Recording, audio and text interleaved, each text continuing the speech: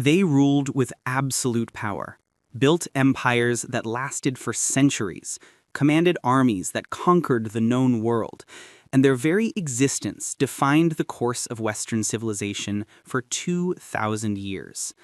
But behind the cold, polished marble walls of Rome, beneath the glorious, sun-drenched facade of the Forum, and within the deep, shadow-laden chambers of the Palatine Hill, were secrets so dark, so depraved, and so fundamentally disturbing that even the passage of history has struggled to bury them.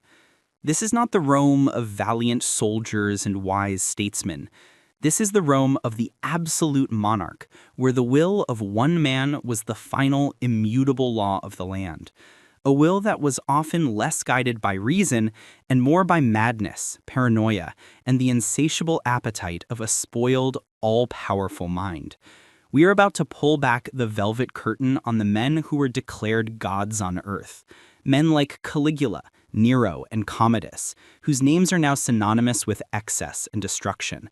We'll show you not just the acts they committed, but the carefully constructed lies they told to the world, the propaganda machinery that worked tirelessly to scrub their most heinous sins from the public record, and how, sometimes, the very power meant to elevate them was the catalyst that drove them to total, shocking insanity.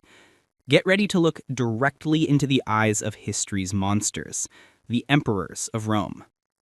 The foundation of their power was breathtakingly simple, yet brutally effective. They were, essentially, deified. The Roman emperor was not just a political leader or a military general. He was the Pontifex Maximus, the chief priest, often declared a divus, a god, after death, and sometimes even in life. This status created an impenetrable shield around their actions. To question the emperor was not just treason, it was sacrilege. Every statue erected in their honor, every face stamped onto the imperial coinage, and every triumphal arch built to commemorate their victories served a single central purpose: to cement the divine, untouchable nature of their rule. They were masters of public relations long before the term existed. The image presented to the populace was one of stoic wisdom, military prowess, and paternal benevolence, the father of the nation, the supreme guide of the cosmos. This public image was a masterpiece of political theater, a magnificent lie that kept the gears of the vast empire turning smoothly, fueled by the reverence of its citizens. But behind that divine image, the truth was far from holy. In the gilded cages of their palaces, where every whisper was a potential plot and every servant a spy, the unchecked power began to curdle the minds of the men who held it. They were trapped in a reality where consequence was an abstract concept, and their darkest urges, their most perverse fantasies, could be instantly translated into reality by a simple nod of the head. This is the deep, cavernous divide we are exploring. The heroic lie of the public man versus the monstrous reality of the private tyrant. Our journey into the dark heart of the empire must begin with one of its most infamous figures, Nero Claudius Caesar Augustus Germanicus, the emperor whose name became shorthand for self-indulgent artistic madness. The official narrative tells of a youthful ruler, perhaps a bit vain, who oversaw some construction projects. The truth is a twisted nightmare of obsession and pathological cruelty. Nero didn't just enjoy the arts, he was pathologically obsessed with being the greatest artist, poet, and musician in the empire. And when an emperor is obsessed, the entire state apparatus must obey. He forced patrician audiences, who considered it beneath their dignity, to attend his endless rambling performances, closing the doors so no one could escape the excruciating ordeal. People faked labor pains, pretended to die, and even let themselves down from the walls of the theater just to get away from his amateurish lyre playing and self-aggrandizing orations. This wasn't harmless vanity, it was a symptom of a deeper, dangerous narcissism that demanded the entire world validate his delusions of genius. Then came the catastrophe that forever stained his name: the Great Fire of Rome in 64 AD. The inferno lasted for 6 days, consuming 10 of the city's 14 districts. The rumor that swept through the ruined city, carried on the ash-choked wind, was chilling. Nero had started it. The official histories, later edited to protect the imperial memory, claim he was miles away at the time. Yet the persistent whispers and the accounts that survived the state's purge told a darker story. It was said he watched the city burn from a tower on the Palatine Hill, dressed in theatrical costume, singing his own epic poem about the destruction of Troy, treating the suffering of his people as mere stage dressing for his artistic moment. Contrast this with the image of a caring emperor who rushed back to organize relief efforts, which was the story his propaganda machine desperately spun. The motive? To clear space for his magnificent new palace, the Domus Aurea, the Golden House, an extravagant complex with a man-made lake, golden walls, and a massive rotating dining room, all built on the flattened remains of the homes of thousands of ordinary Romans. The fire was followed by a desperate search for a scapegoat, and Nero, to deflect the widespread suspicion, chose a small, obscure religious sect, the Christians. His cruelty knew no bounds, subjecting them to horrific tortures, using them as human torches to light his garden parties, and feeding them to dogs. Nero's reign was a continuous cycle of personal brutality. His mother, Agrippina the Younger, a woman who had schemed and murdered to put him on the throne, became an obstacle. He tried to have her killed in a specially designed sinking ship. When she miraculously swam to shore, he simply sent assassins to finish the job. His wife, Octavia, a quiet and popular princess, was executed on a trumped-up charge of adultery, and her head was delivered to his new mistress, Poppaea Sabina. When Poppaea died, Nero, in a fit of grief or madness, found a young boy named Sporus who bore a resemblance to her. He had the boy castrated and then publicly married him, dressing him in the clothes of an empress. The man who ruled the civilized world was a monstrous mix of a spoiled child, a talentless artist, and a cold-blooded killer. His final moments were spent fleeing his own guards, eventually taking his own life, while reportedly lamenting, "What an artist dies in me." And yet, Nero wasn't even the worst. The power that consumed him found an even more willing and depraved host in the emperor who preceded him, a man whose tenure was so brief and so terrible that the Senate itself tried to pretend he never existed. The curtain on Nero's madness closes, only for the stage to be seized by a new, more profound level of darkness. The emperor who truly redefined the boundaries of imperial terror, making even Nero's reign look like mere prologue, was Gaius Julius Caesar Augustus Germanicus, better known by his childhood nickname Caligula, Little Boot. His rise was met with immense, genuine enthusiasm. The son of the beloved Germanicus, he was seen as the shining hope for Rome, the antithesis of the aging and paranoid Tiberius. For the first few months, he lived up to this promise, enacting popular reforms and showing a seemingly benevolent streak. The public adored him. But this brief moment of enlightened rule was merely the tension before the snap. The accepted, if somewhat simplistic historical explanation for his sudden, terrifying transformation points to a severe illness, a devastating fever that struck him early in his reign. When he emerged from that sickness, the hopeful young man was gone, replaced by a monster of caprice and cruelty, a creature unburdened by empathy and unrestrained by sanity. The power he wielded, once simply immense, became absolute and psychologically corrosive. He didn't just rule Rome, he began to perform a twisted, deadly theatrical show using the entire empire as his stage and the Roman people as his unwilling, terrified cast. His transformation was marked by a chilling psychological shift. He didn't just want to be respected as the emperor, he demanded to be worshipped as a literal living deity. This was the moment the mask fully dropped, revealing the utter madness beneath. He declared himself Jupiter Latiaris, claiming conversations with the very thunder god. He constructed a bridge from his palace on the Palatine Hill directly to the temple of Jupiter Capitolinus, claiming he could cross it to hold private divine council with his fellow god. This wasn't merely propaganda, it was true, clinical megalomania, terrifying because it was backed by legions of soldiers and the absolute authority of the Roman state. Caligula had magnificent statues of various gods erected, only to have their heads removed and replaced with his own likeness, forcing senators and priests to offer sacrifices to him, the new flesh-and-blood Jupiter. He would even appear in public dressed in silken robes adorned with diamonds, wearing a golden beard, declaring himself Bacchus or Mercury. The true, profound contrast here is between the piety and tradition Rome was built upon and this single man's ability to shatter all religious and social taboos with impunity. The imperial palace, once the seat of government, rapidly devolved into a domain of horror and humiliation. Caligula used his power not just for conquest or governance, but for the satisfaction of his darkest, most perverse fantasies.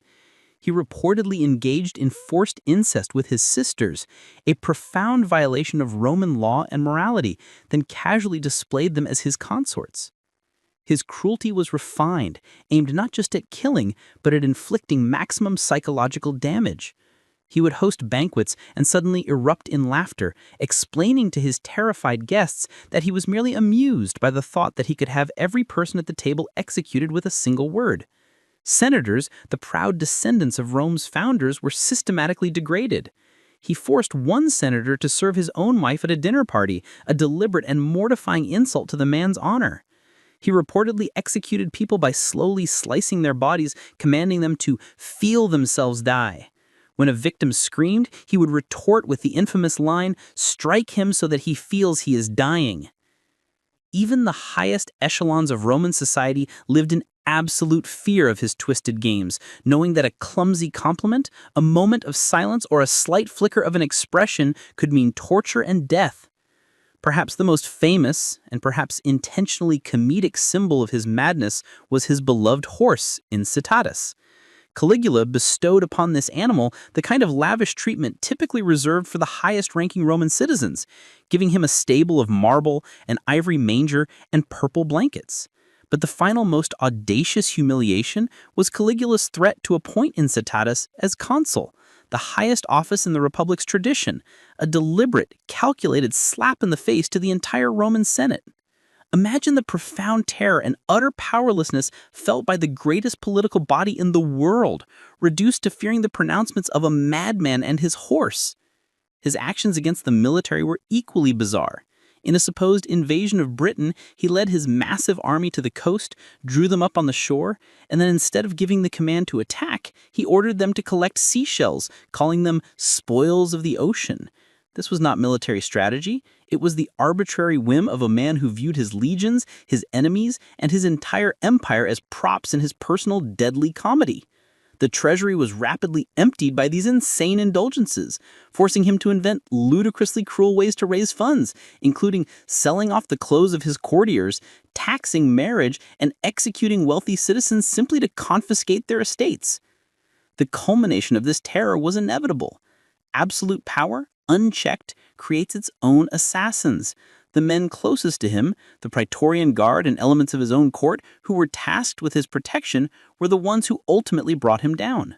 The strain of living in constant existential fear under a ruler whose moods were as deadly and unpredictable as a lightning strike became too much to bear.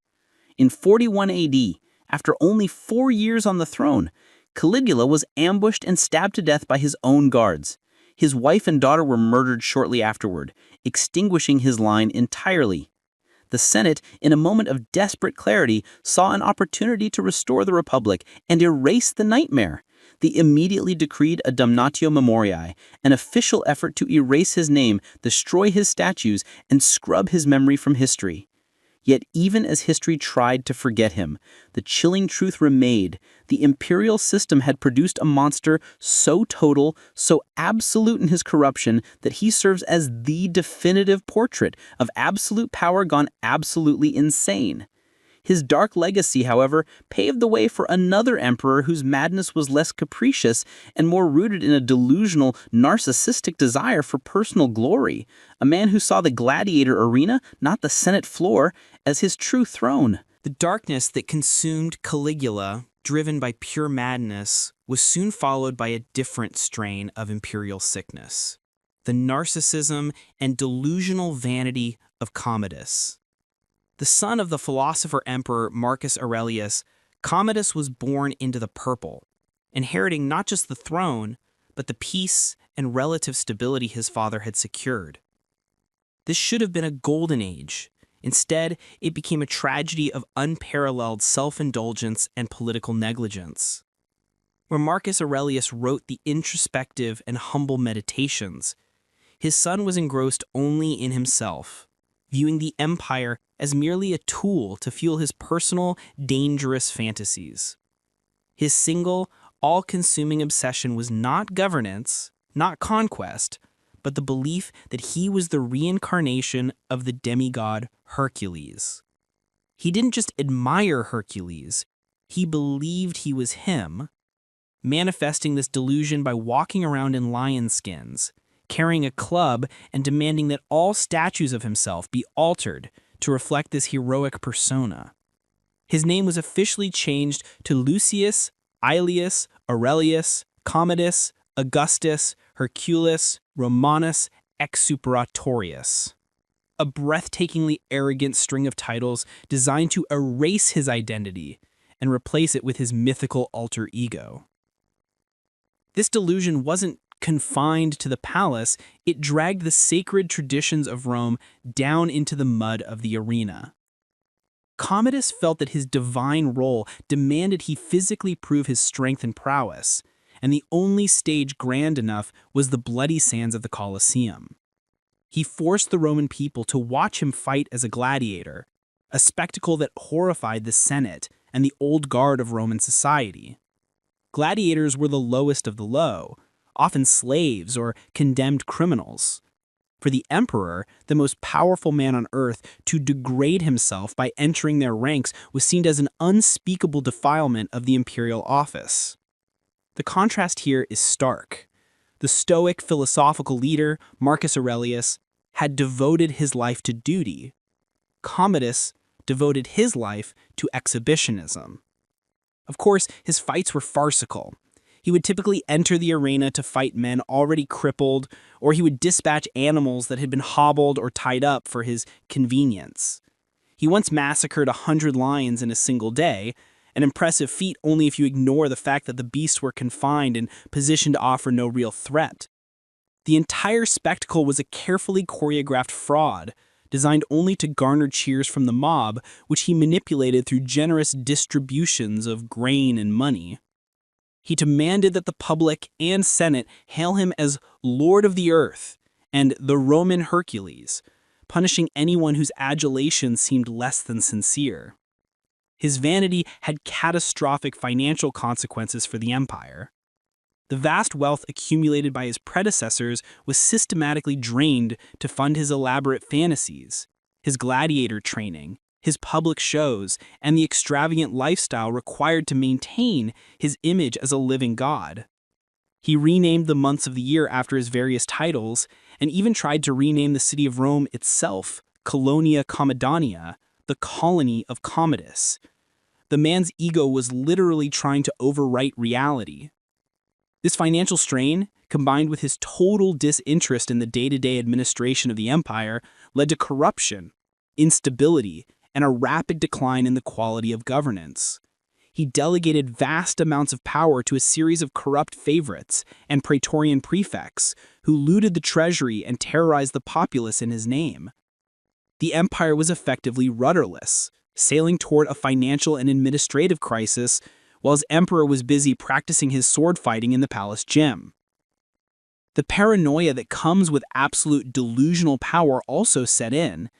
Any perceived slight, any moment of dissent was met with instant, brutal repression. He executed senators and generals on the flimsiest of pretexts, often based on the whispered accusations of his unscrupulous favorites.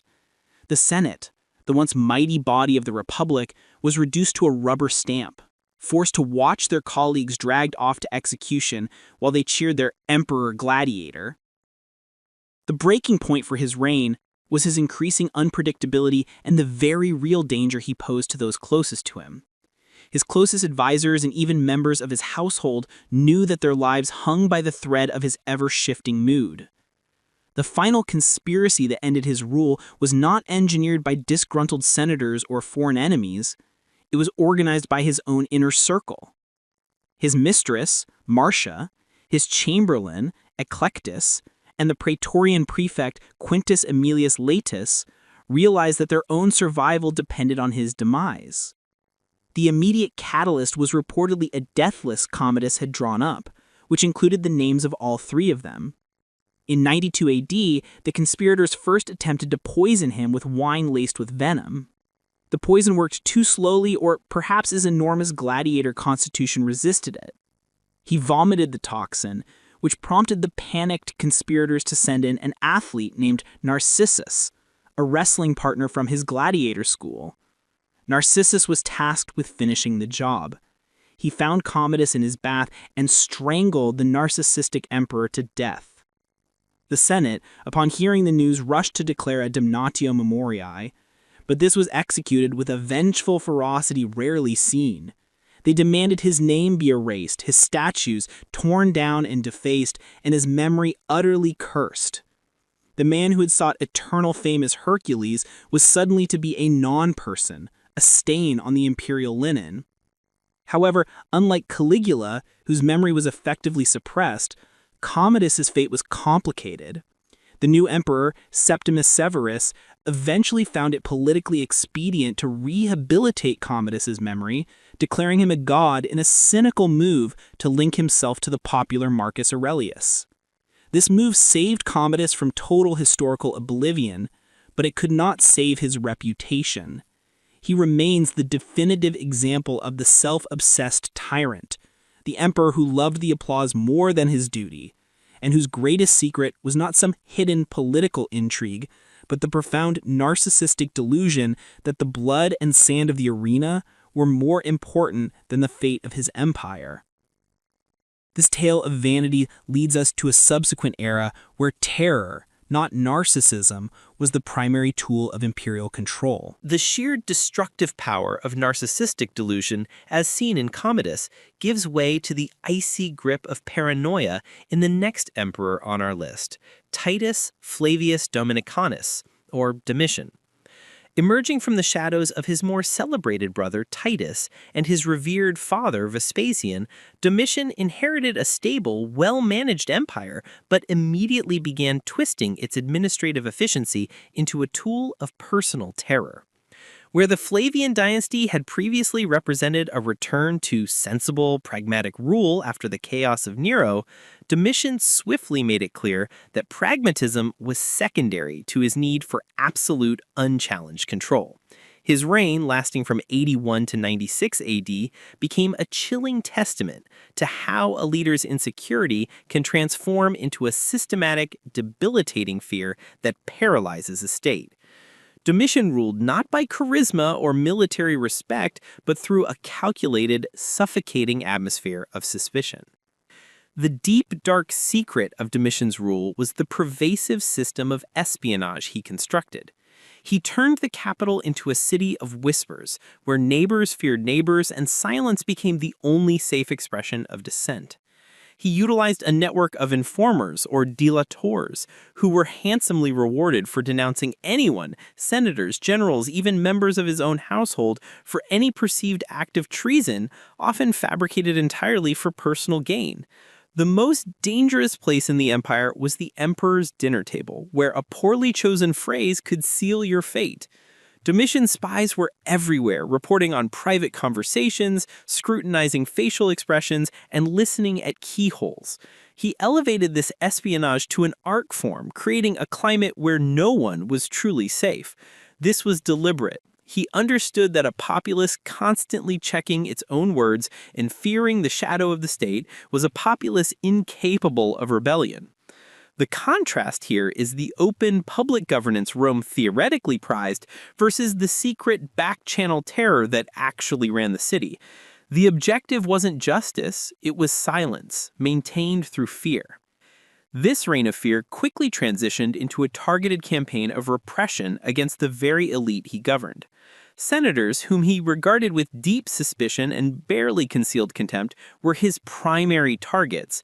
The slightest hint of opposition, a display of wealth that rivaled his own, or a political connection that seemed too independent was enough to warrant a formal charge of maiestas, treason.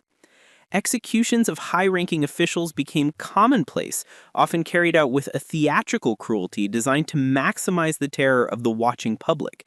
He didn't just eliminate political enemies, he systematically dismantled any institution or individual that retained a memory of the old republic or possessed the independent standing to challenge his authority. His own family was not exempt. His cousin Flavius Clemens was executed on charges of atheism and adopting Jewish customs, thinly veiled pretext for eliminating a potential rival. Domitian's cruelty was cold, clinical, and calculated, driven by a neurotic need to assert his divinity and absolute power. His desire to control not just the present but the past led to another secret practice, the meticulous rewriting of history. Like Caligula and later, to a lesser extent, Commodus, he utilized the tool of damnatio memoriae, but he wielded it preemptively and retroactively against anyone he deemed a threat.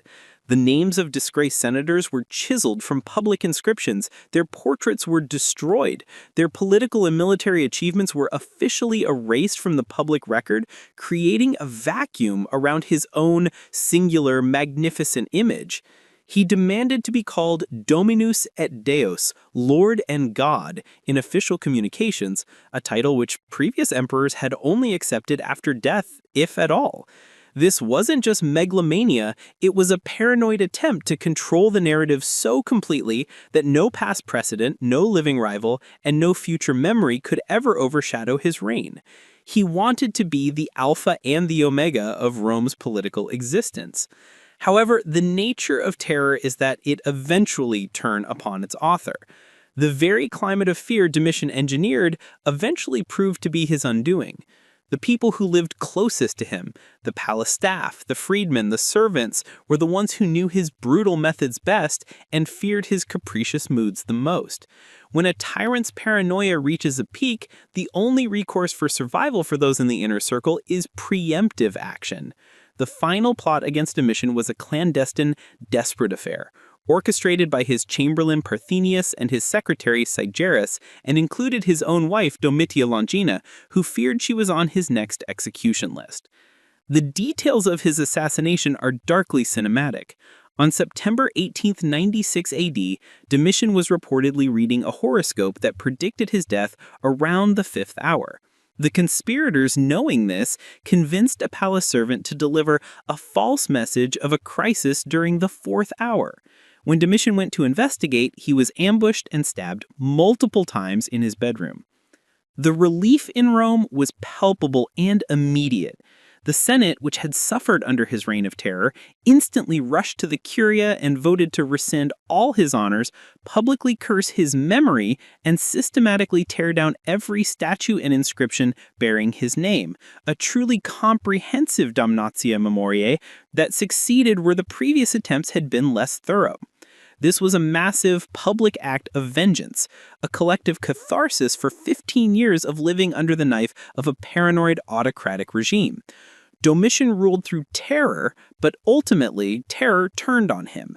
His legacy is the stark lesson that a government built entirely on fear is fundamentally unstable, doomed to collapse when the fear becomes too great for the very people tasked with upholding it. But the darkness of Rome was far from finished.